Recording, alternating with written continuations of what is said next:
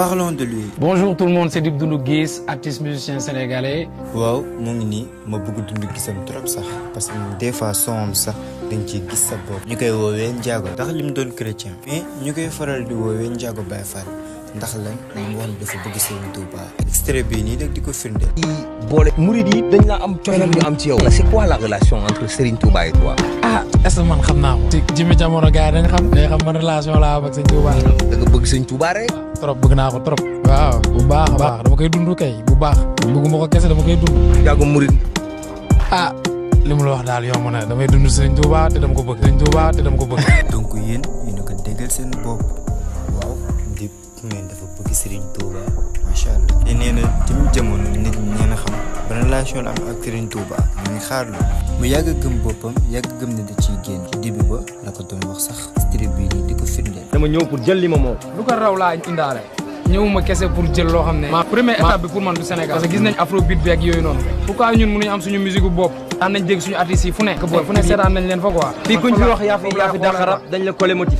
nga teg ko fan loolu. ma teg ko si li may rap si li may bind. te kon dañ ko wax yaa dàq rap Sénégal. maa dàq rap si àdduna. prouve la.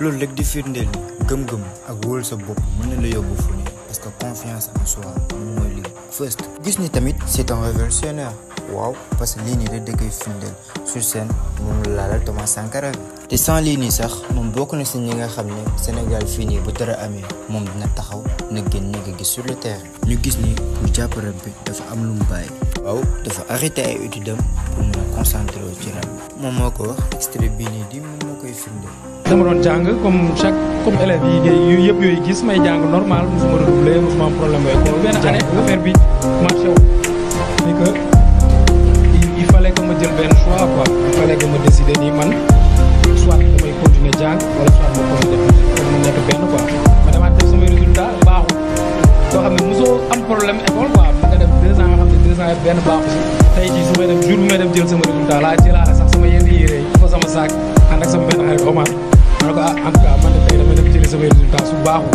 man damay bàyyi jàng quoi dem defi musique bu baaxee nag xëy na mën naa ñëwaat gaale après si laa dem affaire yi baaxul ma demee ko noonu quoi su toog si benn banc université di waxtaan si affaire yooyu ma ne ko ah man moom mooy loolu quoi après si laa dem da ngay romb paa bi di la romb si kër gi naan la waa lan la xanaa jàng woon di tout waaw jàngin ma dama jàng benn moment je me suis dit bon léegi sax man damay génn gaale bi quoi laa génnee demal sama bopp jour boobu mooy jour bi nga xamante ni si la indépendant wee quoi yoru moom dara de mais si laa ne man sama àdduna man maa ko gérer sama bopp. lii nii rek di firndeel life bi des fois boo risqué wu doo ci génn li nga bëgg farlu ci dox ci nekk ci mën na laa génn ci lépp parce que personne ne sera là pour toi yow la contre le monde. donc su dee genre vidéo yi nee na la nga abonné aimer partager ndax am na ñeneen ñu ko mën a gis njëriñu ko ba génn si.